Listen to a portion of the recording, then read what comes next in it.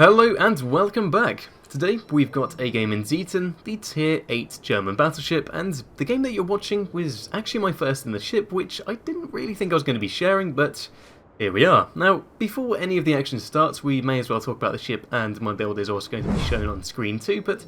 overall I've got to say this thing does feel like a nice improvement from Heinrich, which is the Tier 7. Now, the most notable thing about the ship or the move up the line is you do lose a turret, so you lose 2 guns and you do go down to 6, but the trade for that is you do get some higher caliber guns, and I've got to say, you don't really notice too much because the Sigma's not that bad. You get a 1.7 Sigma and some pretty good dispersion. The only thing is going down to 6 is sometimes when you do get bad dispersion on all your shells, you know, you've only got 3 chances to fire those guns, and sometimes you do get what we're about to see now, which is some pretty awful shots against the Scharnhorst where absolutely nothing's hitting, and then we've just got to wait for our second turret to turn around.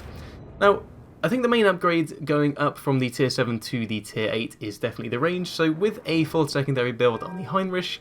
you can get your secondaries, I mean, pretty insane considering it's Tier 7, you could get them to 9.5 kilometers, but in Zieten, they go up to 11.5, which you can possibly see on the map. I'm not entirely sure. Maybe if you're on a mobile, you may have a bit of trouble seeing that, but you can get them up to 11.5 kilometers, which, honestly, I know the rework happened quite a while ago with the secondaries, but I've got to say, it still kind of amazes me that at Tier 8 you're able to get ranges like that, and that's why I'm actually really looking forward to trying out the Tier 10, because Zieten has been stuck in my port for quite a while, but I was just waiting to make a video on it, and at that point I didn't really play any games in it, but overall I'm really quite happy with it. And speaking of secondaries, the Bismarck has just come into our secondary range, going in for a suicide run into the decap for some reason. Honestly, I'm kind of surprised it's not the Zieten, because people playing this new line, or at least it was pretty common at the start of when this was released, is a lot of people would just charge straight on in. And, well, as the title of this video goes, it is a one-man army, and it's probably because when you go in, sometimes you do get some pretty insane results. Now, another thing about the ship, so, I mean, a lot of them already do have torpedoes, but these go up to, I think it's like 10 kilometers or something, so I'm thinking, well, I might as well just chuck some in there, and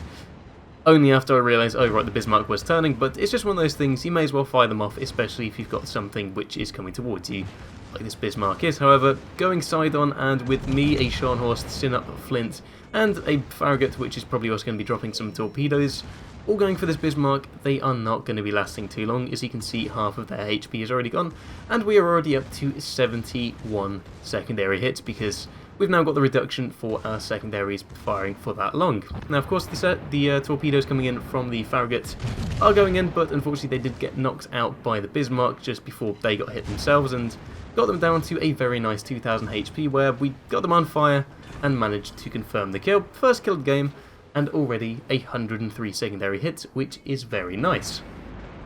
Now, just as that Bismarck dies, we do get the Mahan, which comes straight in, so we don't lose any of our accuracy yet, because they start firing pretty much straight away, and with that massive chunk of damage being done to that Flint, well, done to the mast by the Flint, we do manage to confirm the kill, and in chat they do say well done. I don't know whether that was begrudgingly or not, but either way I'm still quite happy, so quite nice for that Flint to give us a hand there. Now, at this point we've not really got too many ships on this side of the map, so they're all very clustered up quite far back, so we've got a Scharnhorst which did manage to push behind our lines and is going around here, so I'm thinking, right, I need to start turning in, intercepting them, and at the same time do have my hydroacoustic search on because of the torpedoes from the mast, which was last spotted in the cap, but at the moment I'm guessing they are quite far away because they are not spotted. Now, I'm going to drop some more torpedoes as those have just come off cooldown. Again, it's just one of those things, you may as well just chuck them down since you've got them, and plus I've got some on the other side as well, so if we do have a close range engagement with the Scharnhorst, we do have another set to go. But the thing is, the Scharnhorst does also have torpedoes, so a close range engagement would be quite dangerous. Now, at this point I'm thinking, well,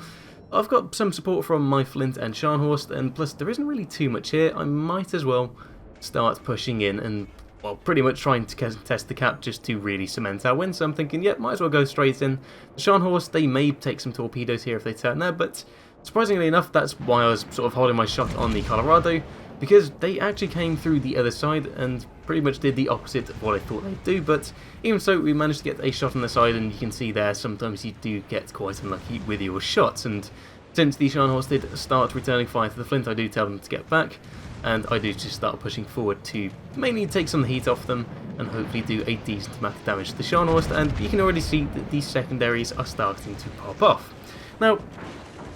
going back to the changes, I guess, between the Heinrich and the Zieten,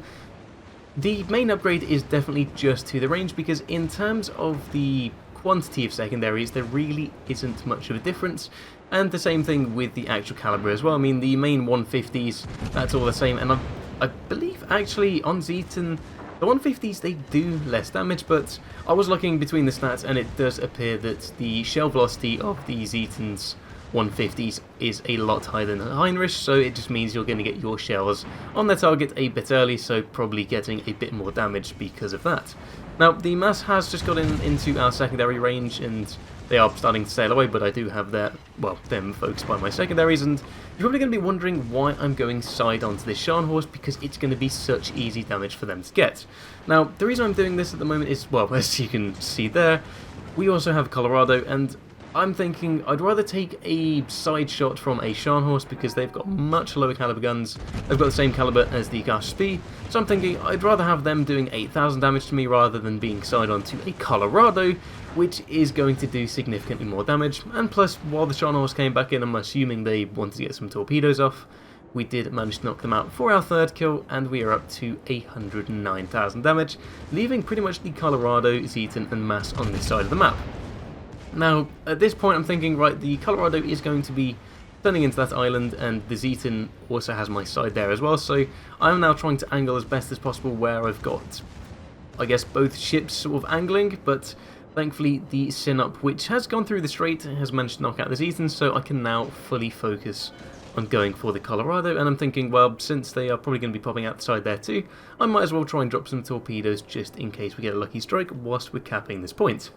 And if you notice at the moment, we are not currently spotted, which is quite nice, meaning the mass is probably quite far away, and I'm assuming they're going over to deal with the Sinup, since that's probably an easier target, since they are, well, they're going to be quite easy to hit. But that's the second time this game where this has happened, where, well, the ship has done pretty much exactly what I didn't think they'd do, and actually comes out from the left, but they are now trapped with, well, you can see my secondaries are actually going out of the map at the moment, so I'm just trying to close the gap a bit, try and get as many hits as possible. Also pop heal because they do have a good advantage there, and it's now just going to be a fact of me and this Flint are going to have to start knocking this guy out, and thankfully with the Flint there as well, they're going to be able to chunk a load of damage out, and I do think this is an engagement we can win. And plus you can already see we've got them down to pretty much the same amount of HP we've got, and they are somewhat mitigating that with a heal, but at the same time, we're doing the same thing, so overall I think we should be okay. Now, at the same time, we do also have our friendly Furious, and this is a double CV game as well, so honestly I'm quite surprised that we didn't get really many CV attacks. I don't think we actually got any, really. We've got, what, 2 plane knockouts, and I don't think those were even from the carriers, so actually been quite lucky this game, but we do have the friendly Furious helping us out there, and whilst we've been talking, we've got the Colorado down to 12,000 HP. They thankfully just miss us on all of those except for the 2, and both those do happen to be full penetrations doing 8k, but even so, this engagement is definitely won. Now, you can already see 6,000 HP, they're going down really fast, and once you do have these secondaries just with their full accuracy, you can see it's just a constant onslaught, and it's just nice fires, nice damage, and, well, you can see there we are confirming the kill. Now, notice where these planes are coming from, because I'm thinking, oh right, okay, we've got some planes, and actually realised this was a CV game, so I start slowing down, turning in, and poking in to avoid it. I notice there is the enemy mass. We're currently on 4 kills, the mass is on 2,800 HP, but those are some flint shells coming in, and unfortunately, they do manage to confirm that kill, which I can't really be mad because I've taken 4 of the kills on this side so far, but that is the enemy carrier, which I did not think they'd be there considering they were last spotted at the opposite side of the map. So I'm thinking, well, at 11 kilometers and closing, this is going to be perfect because I can just get my secondaries on them and pretty much get my Kraken. Now, I do sort of hint heavily in this chat there, so yeah, a Kraken hopefully now, because at the end of the day, it's one of those things, if you don't ask, you don't get, and at this point I'm thinking, actually, you know what, I'm going to ask, because we've got 4 kills, and I do ask the Flint if they can give me the kill, and whilst that's going on, just slowly trying to close the gap here, get as close as I can to this Seraph, and start absolutely smacking them with my secondaries and my batteries, and already got them down to 26k, but unfortunately we don't yet have the skill for the additional repair parties damage controls, so this is where there could be a bit of an issue here where we lose some HP, so I'm now trying to be very careful, but thankfully with this Seraph, they've only got a single attack run, so they can't make me lose my speed too much and then come from the other side. So they drop the first set of torpedo bombers, and then now they're just getting another one. But unfortunately here I'm thinking, oh no, they're getting quite close here, and I mean 11,000, you know, 4,000. Thankfully the GRN guy in the Flint does say get the kill, so I'm very thankful. But I see those torpedoes, so at this point I'm just thinking I need to turn into these. If I take all these, I'm probably going to die, and I probably would have there because 5,000 HP. But then secondaries coming in, and we confirm the kill, getting the Kraken unleashed. And that was also the kill which ended the game, giving us this amazing end result screen. So 204,000 damage there with the Confederates, 3 close quarters, 1 Dreadnought, 1 Kraken and a high caliber. Plus, we also managed to get 454 secondary hits, which just attests to the fact this thing is literally a mobile army, and it's good not only for short range but also medium range combat because of how far those secondaries actually get to. Now if we just quickly move on to the team score before we end, we do manage to get 2,281 base XP with the Kraken there, so very nice indeed, and I did also give a +1 to our friendly Flint because it was very nice of them and they didn't have to give us that Kraken, so that was very good of them, and also drop them a message after the game. But overall I've got to say this ship and just the line in general is really quite fun, so I'm looking forward to trying Robust and the Schlieffen, and we'll probably do some videos on those ships too, but that does bring us to the end of the video. If you haven't seen this already, then maybe you'd like to see an amazing game in Yamato. Otherwise, I hope you have a great rest of your day, and I'll see you in the next one.